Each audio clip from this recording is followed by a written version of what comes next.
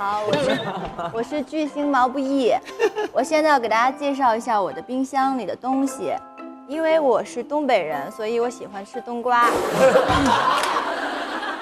说得好，这个不错。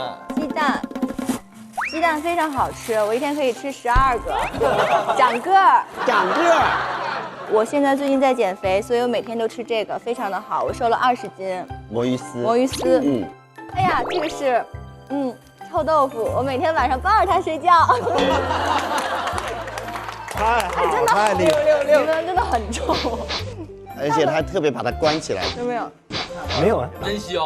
哎呀，好，做得很好，谢谢杨子啊，谢谢杨子，谢谢。好，这个冰箱现在使用状态是，因为是跟室友合住，室友用的比较多，主要都是室友的东西。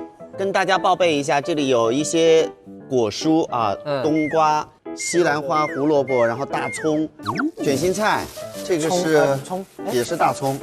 这感觉这是吃素的人吗？是我们有一个室友，他非常会做菜，而且他跟我一起在减肥，所以他就会做很多健身的沙拉之类的。对，好，有一整罐的大蒜子，然后有一个洋葱，有一颗柠檬，后面2个新鲜的苹果，然后这里有一些豆芽，然后这边酱，有一些辣酱啊，牛肉酱，瑶柱香菇酱，这应该是牛排酱、烤酱、烧烤酱，上面有豆瓣酱，那这是一个这样子的人生，全部都是。